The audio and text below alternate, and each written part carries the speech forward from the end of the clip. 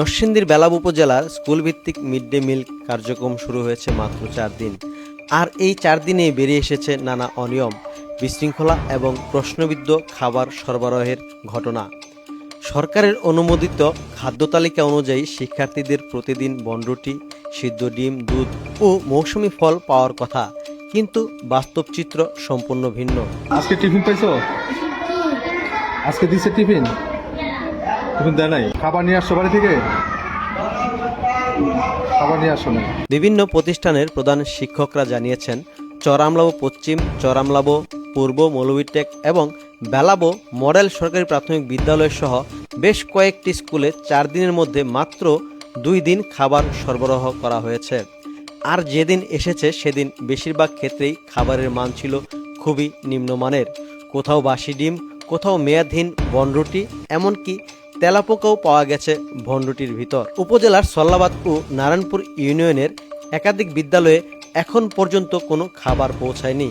ফলে শিক্ষার্থীরা টিফিন ছাড়া বাড়ি থেকে আসে, কিন্তু স্কুলে খাবার না পেয়ে অনেকেই ক্ষুধার্ত অবস্থায় দিন কাটাচ্ছে।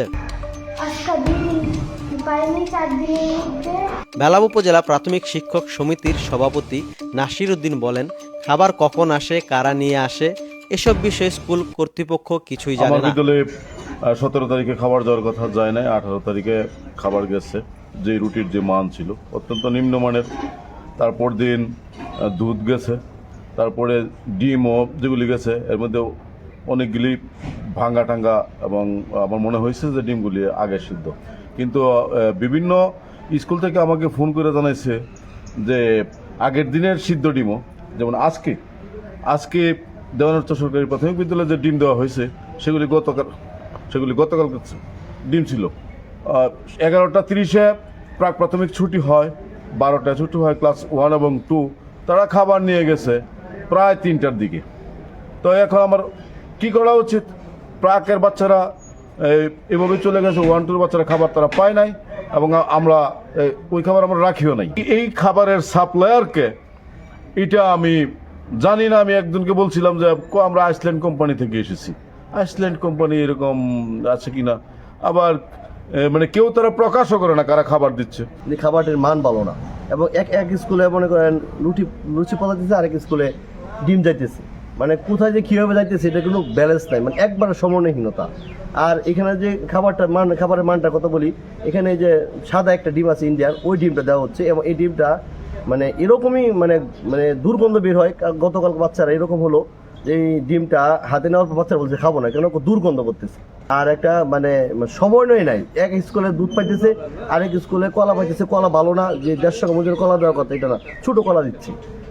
আবার এই বনরুটি দিচ্ছে, বনরুটির ডেট অনেক সময় ঠিক থাকে, অনেক সময় ঠিক থাকে না। এবার ডিম আজকে যেমন গতকালকার ডিম আজকে দেওয়া হয়েছে, এটা তো বাসি হয়ে গেছে। আসলে খাবার শুরু হয়েছে 17 তারিখ থেকে। 17 তারিখে আমাদের শুধুমাত্র প্রাণ কোম্পানির দুধটা আসছিল, তাও সব স্কুলে পৌঁছায় নাই। নারায়ণপুর এবং সল্লাবাদ ইউনিয়নের প্রথম 2 দিন কিছুই পৌঁছায় নাই, গেছে 10টা-12টা স্কুল। আর পরে এরা কি করছে, আবার কোন স্কুল করছে কি 17-18 থেকে ব্যাকডেটের খাবারটাও দিয়েছে। আর এখন 2 দিন ধরে ডিম দেওয়া শুরু করছে। ডিম আবার দেয় স্কুল টাইমের পরে, ফার্স্ট ইয়ারের বাচ্চারা খেতে পারে না। ওরা অনেক স্কুল এটা রিজেক্ট করছে, নেয় নাই, এবং অনেক স্কুল রাখছে দ্বিতীয় শিফটটা। পরে কি করছে, ওই ডিমটা পরে দিলে আবার অন্য স্কুল আজকে নিয়ে আসছে। কাকে যারা নেয় নাই ওই ডিমটা রেখে দিয়ে আজকে আবার সেই ডিম আবার সাপ্লাই দিচ্ছে। কিন্তু আসলে এইভাবে তো আসলে চলতে পারে না। তাই আশা করি আমরা একটা মিটিং ডেকেছি, মঙ্গলবার দিন প্রধান শিক্ষকের কথা বলবো।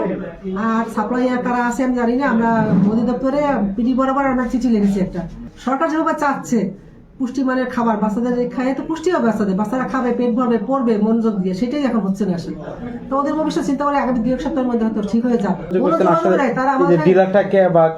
আমিও জানি না, আমার ইউনিভার্সিটিও জানি না, কেউই আমরা জানি না ডিলারকে কারা সাপ্লাই দিচ্ছে, তারা আমাদের সঙ্গে যোগাযোগ করার প্রয়োজন মনে করতেছে না।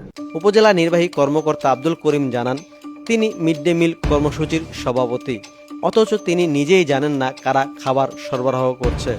বাসি ডিম এবং মেয়াদহীন বনরুটির অভিযোগ পাওয়ার পর শিক্ষকদের নির্দেশ দেওয়া হয়েছে, সমস্যা সমাধান না হওয়া পর্যন্ত কোনো খাবার গ্রহণ করা যাবে না। শিশুদের পুষ্টি নিশ্চিত করতে সরকারের নেয়া এই উদ্যোগ মাঠ পর্যায়ে পরিকল্পনার অভাবে দারুণভাবে ব্যাহত হচ্ছে। প্রকল্পটি স্বচ্ছভাবে এগোবে নাকি অনিয়মের কারণে আরও স্থবির হয়ে পড়বে, এখন সবার অপেক্ষা সেই সিদ্ধান্তের দিকে। রাজুল আলম বিপ্লব, বেলাবো, নরসিংদী।